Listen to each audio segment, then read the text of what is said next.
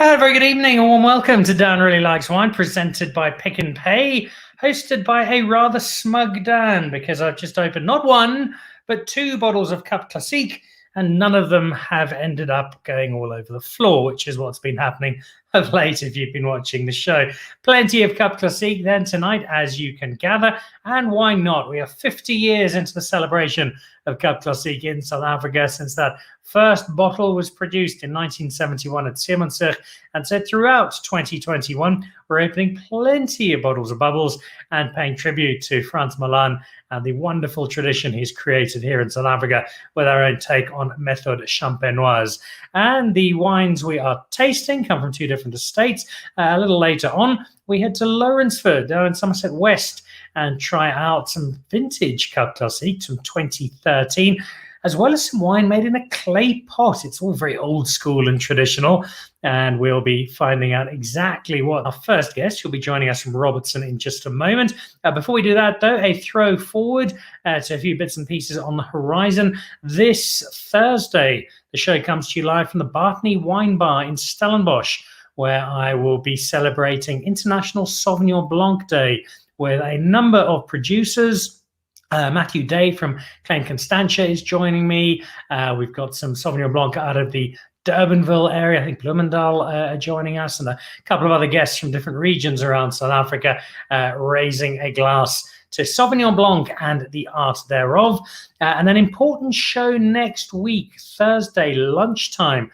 We'll be doing a live show from Boschendal as I host the launch of a brand new Cabernet Sauvignon that has already got a lot of people very excited.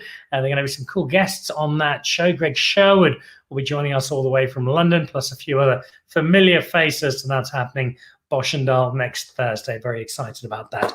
But very excited now to jump in to a bottle of Cap Classique from an estate that I've visited quite a few times, because on a number of occasions, the Absa Cape Epic has wound its way through the greater Robertson area. And it is an area that's full of all sorts of marvelous wine producers with a particular persuasion towards Cap Classique. Graham Beck is obviously the headline act, but you've got all manner of others. We've had Paul Rene on the show recently, one of the smaller bespoke producers who do some delightful bubbles. And then we have an estate called Weltevrede and the Jonker family, and it is to a member of the Jonker family that we go to kick off the show. Philip joins us from what looks like a beautiful evening in Robertson. Philip Jonker, very good evening. Hi, Dan. Great to be with you. Oh, welcome to the show. It looks like you're having a terrible evening down in Robertson. Yeah, it's hard work. It's a lovely estate. As I say, it's one that I've visited on a number of occasions, and it's always both a warm welcome and a delightful selection of wine. Give us a little bit of the history of the estate and of the Jonker family. Yeah, so Weltevrede was started by my great-grandfather in 1912. So it's been going on for about 108, 109 years now. And I'm the fourth generation on the farm. It's really one of the oldest family brands in South Africa, having Weltevrede labels even from the 40s already. And then we made various styles of wines over the years. But in the way, exploring and innovating and finding our feet and finding what we are really good at. And now we're at the point where we position Weltevrede strongly as Chardonnay and Cap Classique destination.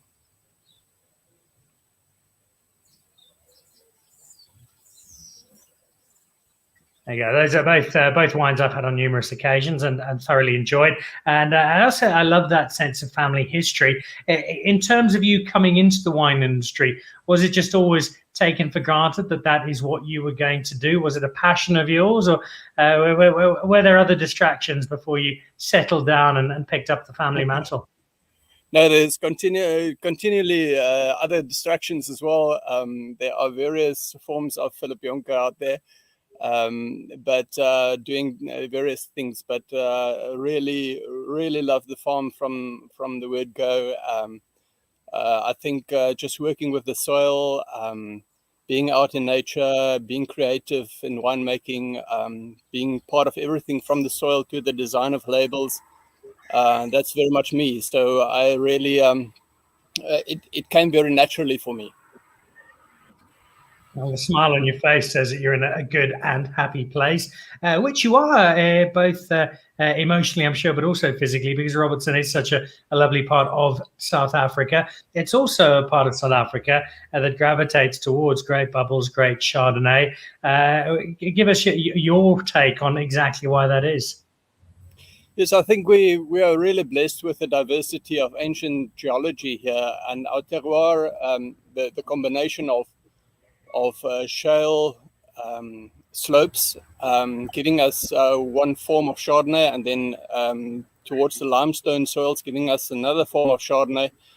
It's really expressing a minerality and a beauty of elegance in Chardonnays that gives that that feeling that you need to take another sip, whether it's Chardonnay or whether it's Cap Classique. And I think that's why so many wineries in our valley are gravitating towards either Cap Classique or Chardonnay.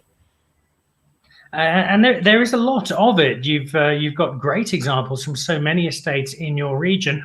What's the camaraderie, the bond like? Are you a pretty close-knit group of producers? Do you work fairly closely together as a Robertson collective?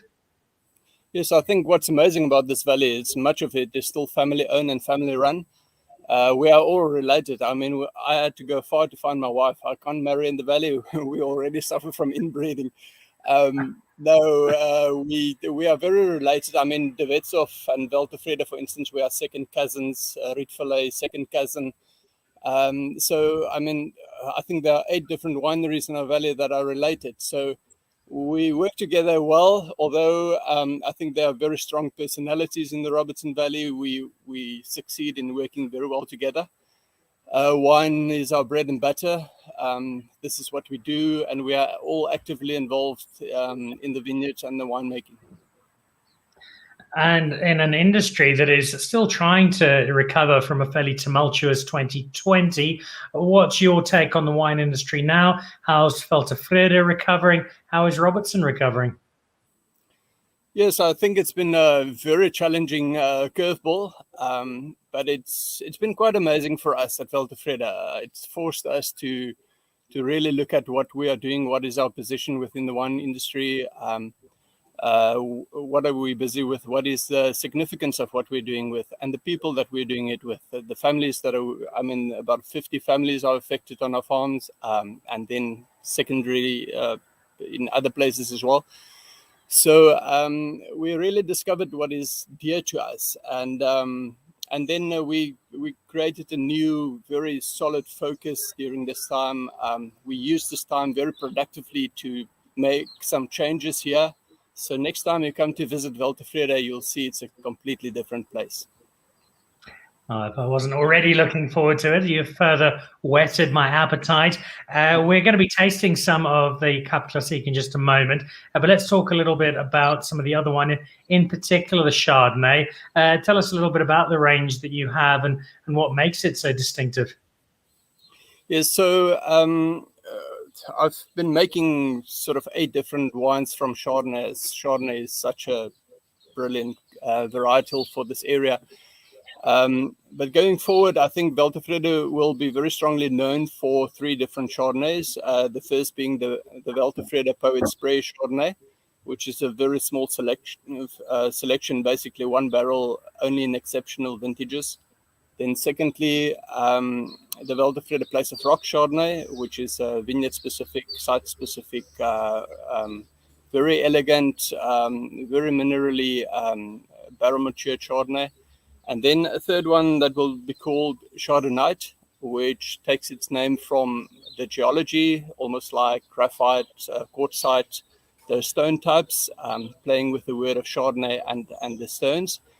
And that will be a very classic unwedded Chardonnay.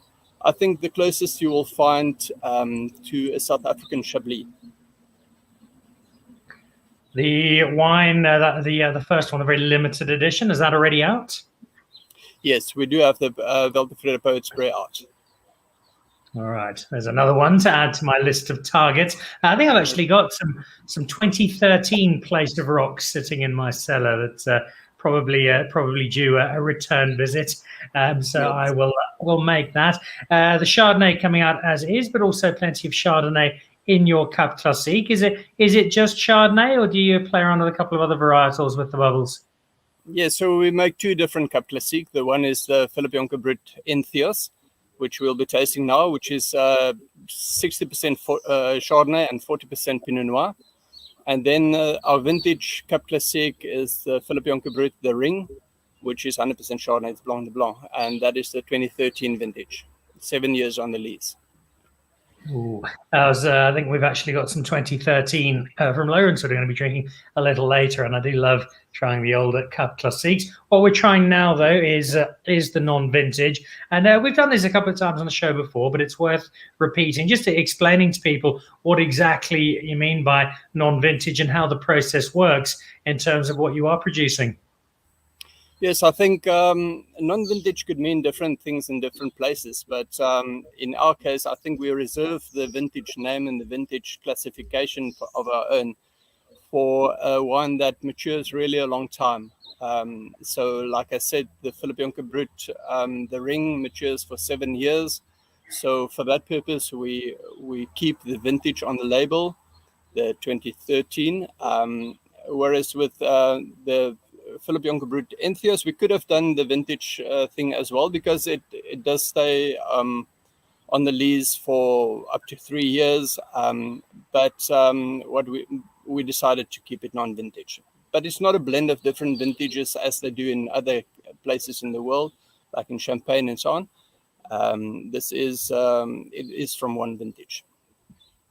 Is there a deliberate focus on trying to, if not absolutely replicate, then create a sense of one vintage flows into the next, so that when people are sampling one, they've got a fairly distinctive memory? Yes, I've had this before. I know that this is exactly the same wine. Yes, that's correct. And I think with a vintage, there's obviously strong expression of vintage. Whereas with a non-vintage, you commit yourself to consistency. And yes, you're right, that it should flow into the next. So when someone is opening a bottle of Weltevrede Philippe Jonker Brut Entheos, they should not have surprises the one way or the other. It should always be the same enjoyment. All right, well, let's have a look at that enjoyment. If you will, Mr. Jonker, introduce us to this particular wine. And for those poor people who are watching who don't happen to have a glass of Weltevrede in hand, tell them what they would be discovering were they to be drinking it with us right now. Yes, so the Philippe Jonker Brut Entheos, like I said, it's 60% Chardonnay, 40% Pinot Noir. We try to strike that balance between the minerality, the elegance, but also a little bit of richness there. It is, in a way, a crowd pleaser. I think the Entheos is, it's not very specific in a particular way. It's really a classic Cap Classique that I am very confident to pour next to any international bubbly. I think, if anything, it should over-deliver at its price point, or at the style where it is, or on the shelf that it is. So yes, that there's just enough development. It is not the leanest, the simplest of Cap Classiques, but it's also not the most developed. I mean, that's the one you can really open at the end of every day. We called it Entheos for that particular reason. Entheos is the word from which enthusiasm comes. So we always say it doesn't matter what your day was like. When you get to this time of the day and you kick off the shoes and you hear that popping sound of the Entheos cork that goes, suddenly you feel enthusiastic about life again. I think there's also an ancient Greek word, enthioso, which means very difficult not to finish the entire bottle. I think that's the rough translation, if my ancient Greek lessons do remind me. It is a lot of fun to drink, and there's a nice, big, robust flavour to it. And I think that speaks to the enduring popularity of this particular wine, and the enduring popularity of Cap Classique as a whole, which, as we are saying this year, is now 50 years old. What does that anniversary mean to you as a Cap Classique producer in South Africa? Yes, it's really special. It shows that Cap Classique as a category is growing up. I discovered firsthand that the learning curve of Cap Classique making is a very long compared to a still wine, because you sort of make a vintage and then you can't really judge that vintage before it is released. So normally it takes about 3-4 years maybe before you can taste your first try. And then by that time, you have already tried a second, third, and fourth vintage. So before you know it, a decade has gone past and you have probably hit and missed a few of them. Then in the second decade, I think you start to understand some of what you've done right and what you've done wrongly. And then you start fine-tuning to discover what style you actually want to sort of settle on. And we are now at Weltevrede, we are now at our 25th vintage. And so in our third decade, I think it's only now that we are confident in what we are offering. And so with the South African industry getting to a 50-year anniversary, it is really great news, because it shows that the first few brand names like Somerset and Graham-Beck and Valera and Pierre Jordan and those, they are really the trailblazers, and they've reached maturity now.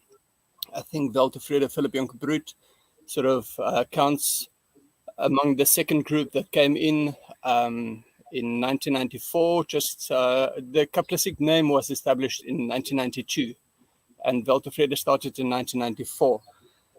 And then, I mean, more recently, there's been a few newcomers, but I do think we need about 20 years before we really can be confident in what we're doing. And I'm excited about the next generation that will take over and go on and reach 100 years of Cap Classique making and really make a mark on the international scene.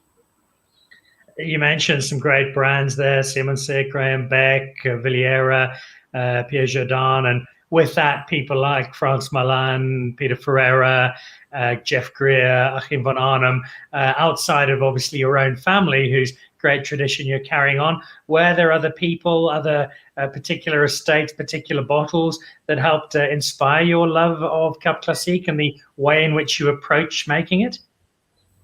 Yes, I think what's amazing about the South African wine industry and the South African winemakers is that it's the way that we cooperate, and we love to enjoy a glass of wine together, share knowledge very freely, especially the base wine tastings that we are having in the Cap Classique Association is of great value. And yes, particular ones, I think Graham-Beck, Peter Ferreira being the closest to me, obviously has helped me from the start.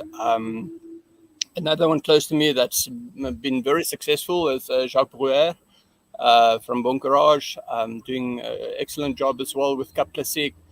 And yes, and then there's always the international inspiration as well. So being in Champagne, being enamored and fascinated by the whole ambiance of Champagne, tasting brilliant Champagne obviously makes you want to make something brilliant over here as well. A journey which you are well into. Where to from here? What's on the horizon for Philip Jonker for Weltevrede? Yes, so we are very keen to welcome you at Weltevrede again, because I think there are some great surprises to see here.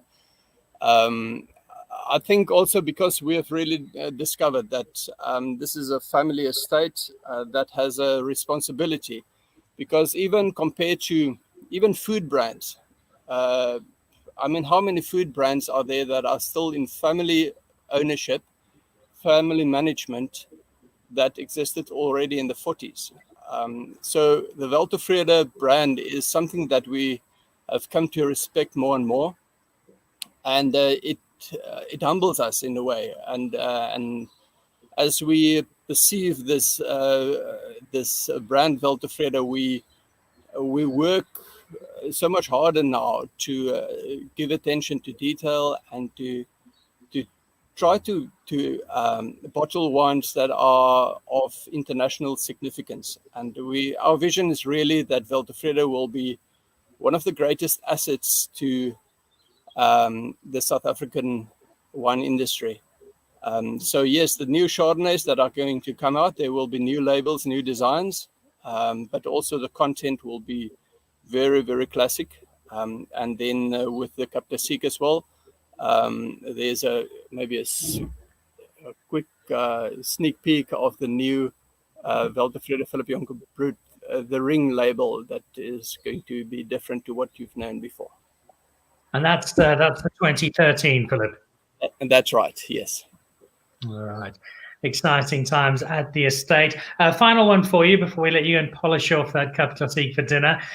Just a sense of going beyond South Africa's borders. The export market is so key for many of our wine suppliers. Where do we sit, do you feel, as a country in terms of getting our Cap Classique outside of South Africa and getting people around the world, much as they might have a bottle of Prosecco sitting in London, to have a crack at a bottle of Cap Classique instead? Yes, I think the doors are starting to open now. It's been a hard battle up to now because you're always measured against the champagnes of the world and Franciacortas and the Cavas and so on. And then immediately there's the price question. Why do I buy a Cap Classique from South Africa if I can get a cheap champagne at a similar price?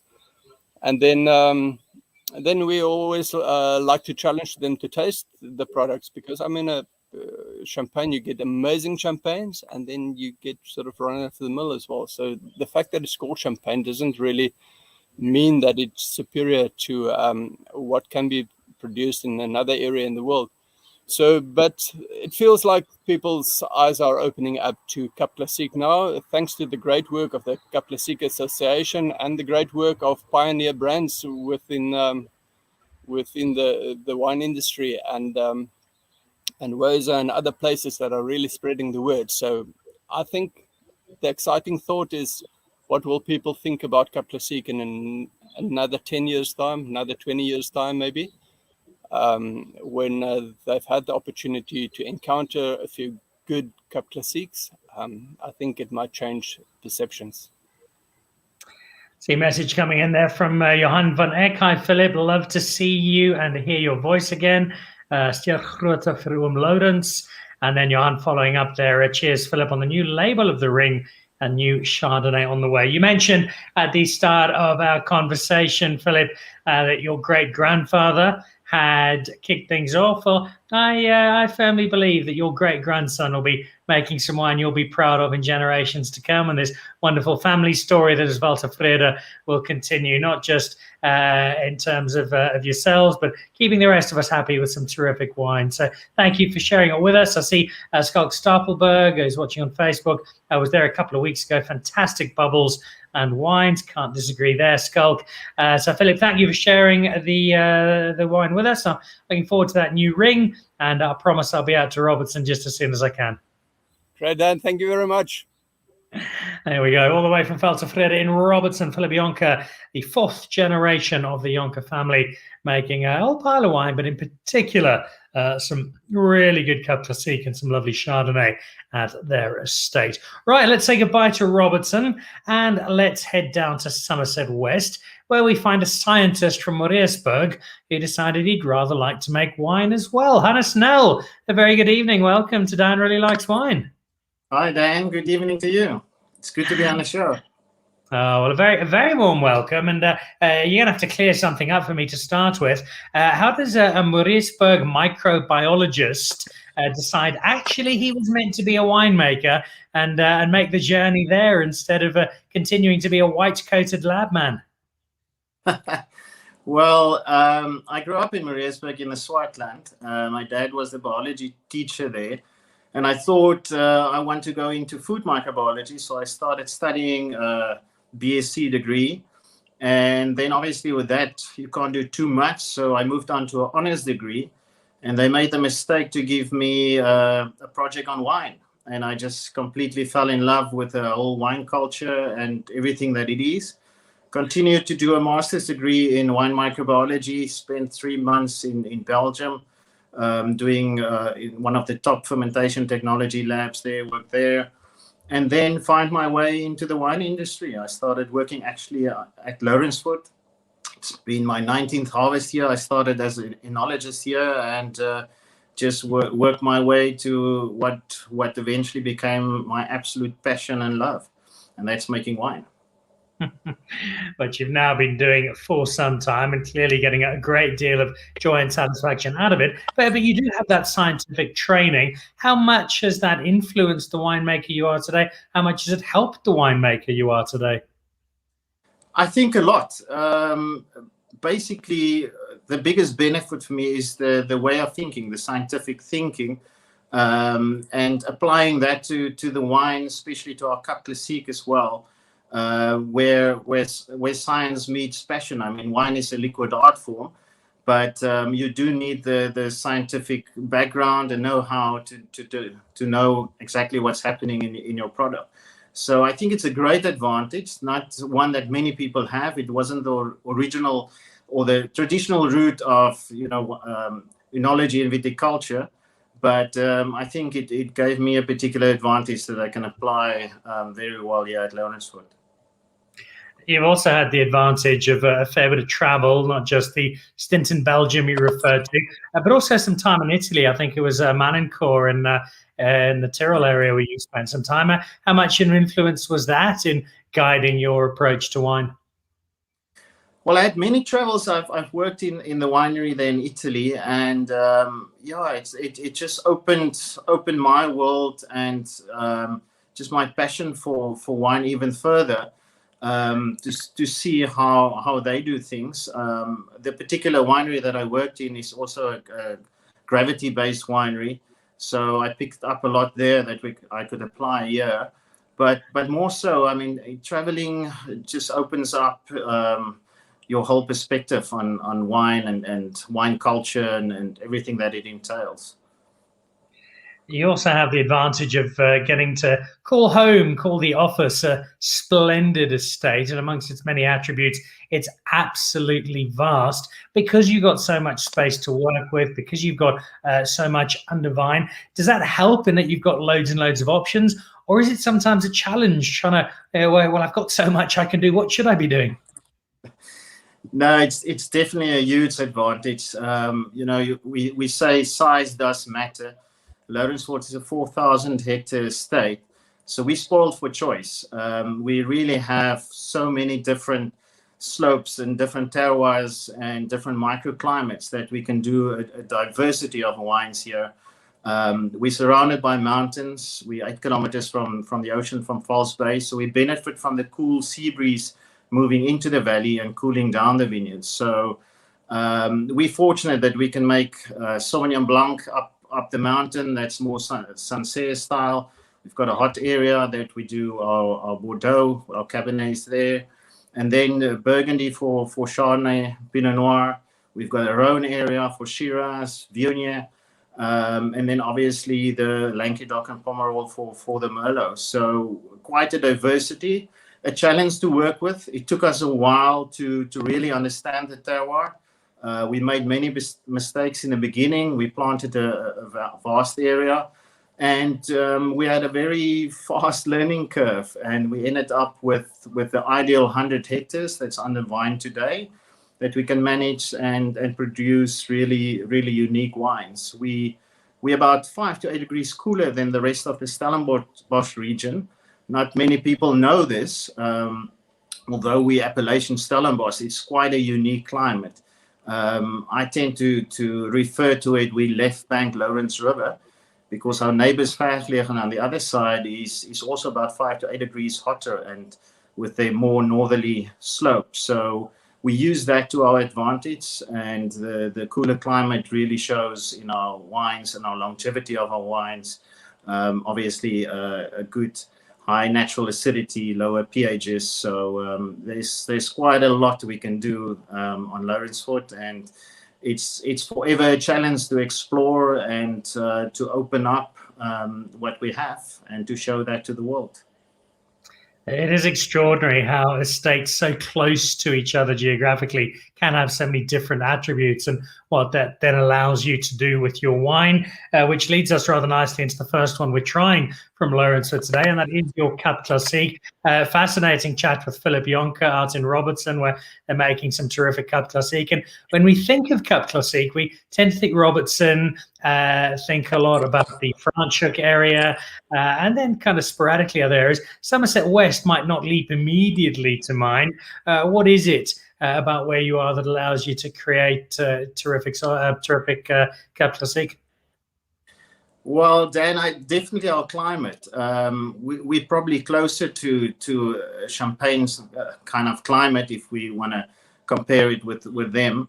And we can really use that to our benefit. So we've got a bit longer time on the vines, and the diversity we have here as well, we really use to our benefit. Like I said, the higher acidities really plays a big role in the Cap Classique production for us. And yeah, so I mean, it's so interesting, the diversity we have in South Africa and the different styles we can produce, and yeah, and to make a unique Cap Classique that's true to South African style. Looking, as you mentioned, style at the label, which is particularly eye-catching. There's a wonderful elegance to it, which I suspect will carry through into the wine. But what I really like when I look at this, though, is 2013, and just giving a bit of age to Cap Classique, which I think we're slowly starting to do a bit more in South Africa, but still a little way to go in terms of appreciating the value of doing that. No, definitely. I was actually surprised myself. We opened a bottle earlier, and it's what I'm also tasting with you. And if you look at the color, and it looks like a wine that's been bottled, very recently. But we can definitely do with aging. This Cap Classique spent 59 months on the lease before we disgorged and released. And now a couple of years on the cork as well. And the wine really holds very well, color-wise, flavor-wise, and bubble-wise as well. So we're fortunate that we could age that long and hold off the market for selling it. We're currently on the 2016 vintage, so I had to grab this bottle from our vineyard, but a privilege to taste it with you guys. Sure. Just say that again. Was that 59 months you said on lease? That's almost 5 years. That's correct. Yes.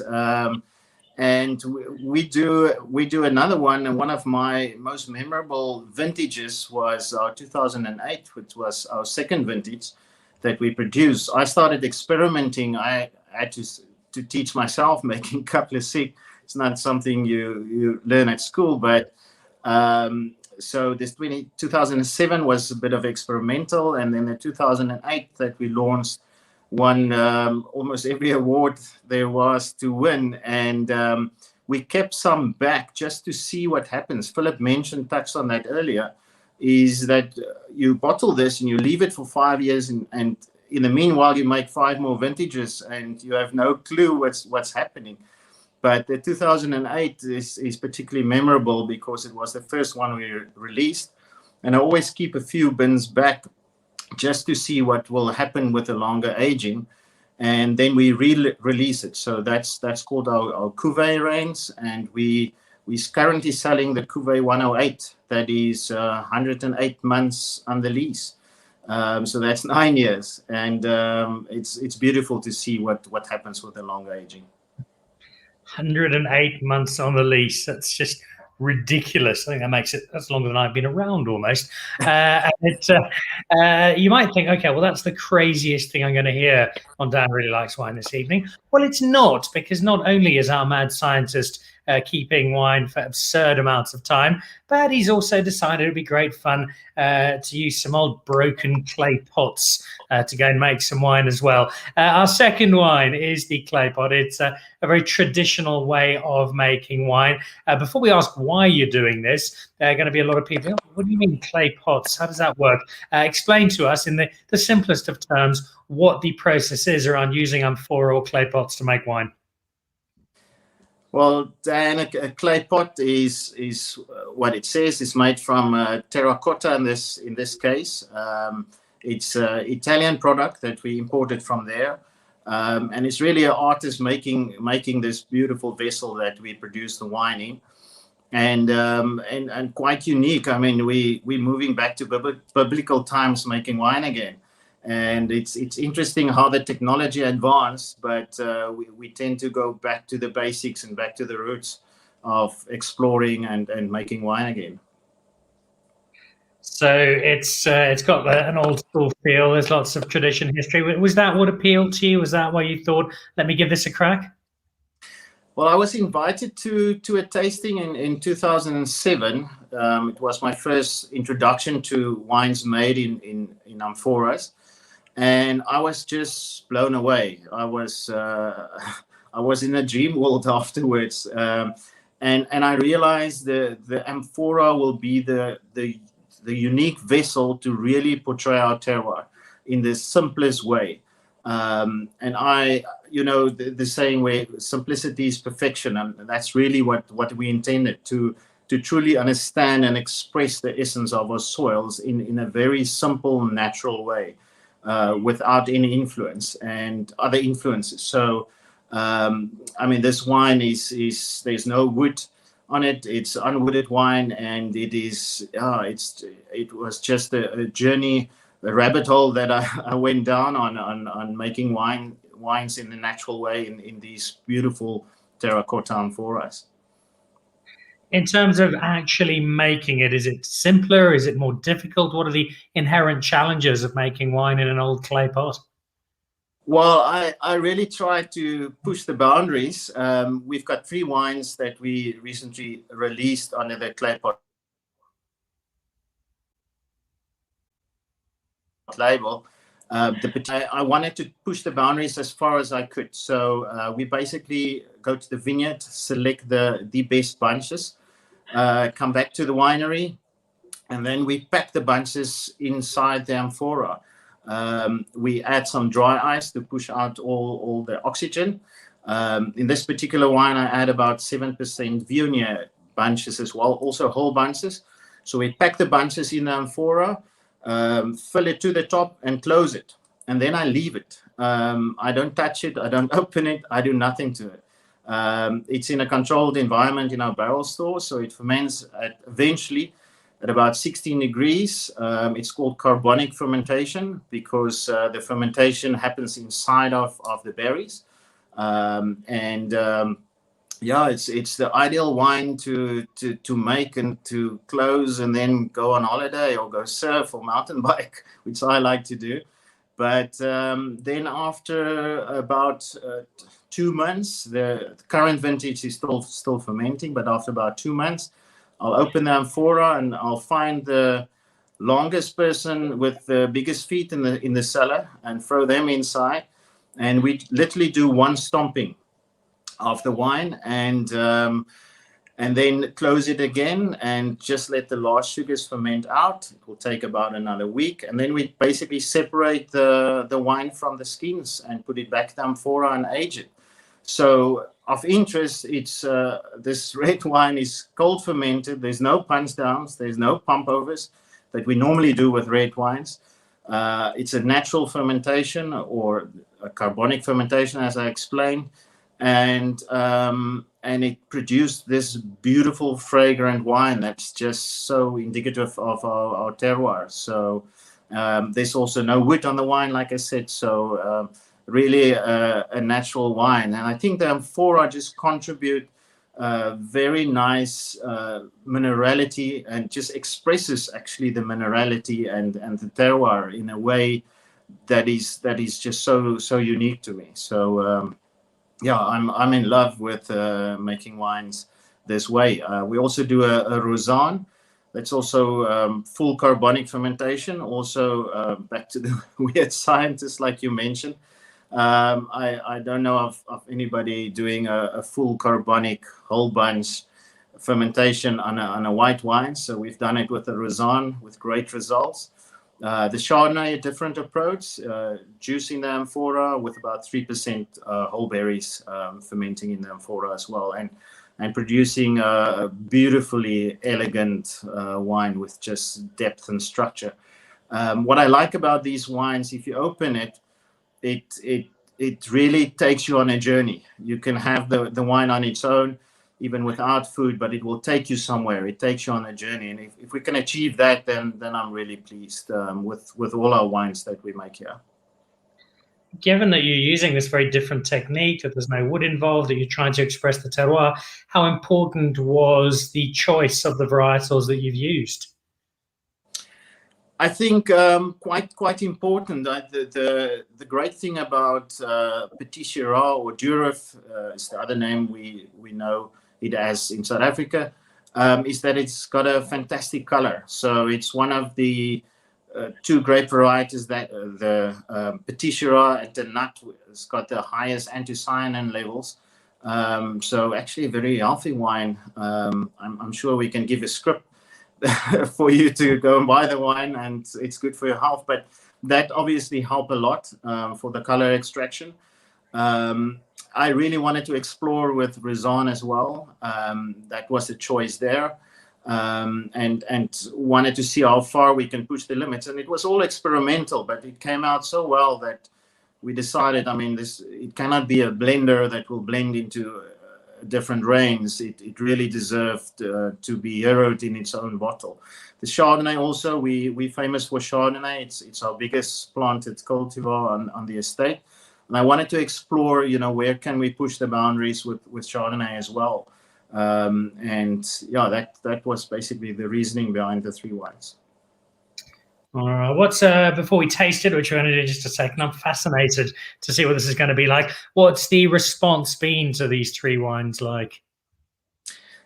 Very great. We recently had a small media launch, and we had fantastic response. Actually, my Petit Sirah was our highest rated red wine when Tim Atkin visited us with his rating.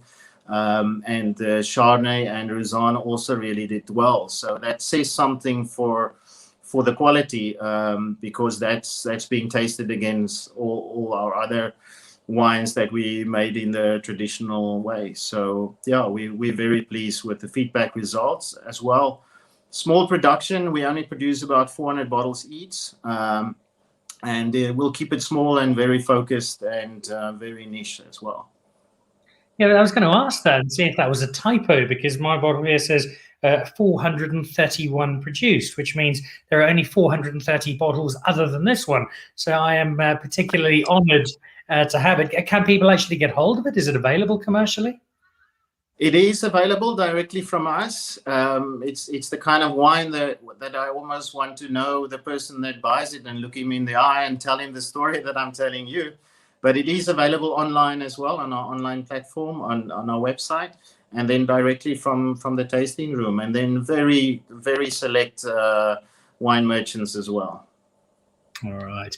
Before we climb into it, Schalk Stapelberg is watching Lourensford. What a place. So much to do and see. Great day out for the family. Cheers, Hannes. P.S. Love the cider too. Just one of the myriad attractions out at Lourensford. Wine remains the headline act, though. And this is certainly amongst the more interesting wine we've had on the show in 2021. So let me give us a first crack while I'm trying it. Explain to everybody watching around the world what this Petit Sirah is delivering. What I like about the wine is just the expression of the fruit, the intense dark purple color. It's the kind of wine, if you drink a bottle, you've got to be careful the next day when you go to the loo, because it's got a similar effect than eating a bag full of beetroot. So the color really shows. But I love the perfumed nose, that the black pepper, blueberries, star anise, some licorice you'll pick up there. And then obviously the fruitiness is just enhanced with the carbonic fermentation as well. And that's the aim with that, is that that whole berry fermentation just enhances the fruit character in the wine. But then beautifully savory notes, balanced hints of cherries. You might pick up some beetroot as well, like I explained. It's a fascinating wine, and the fact that there isn't any wood in there, you automatically, when you see a wine of this color, you're expecting something, and you just get a very pleasant little surprise by what eventuates. It's clearly been a fun project. It's clearly one that's going to continue. Will it just be these 3 varietals, or just scientists have a few more plans up his sleeve?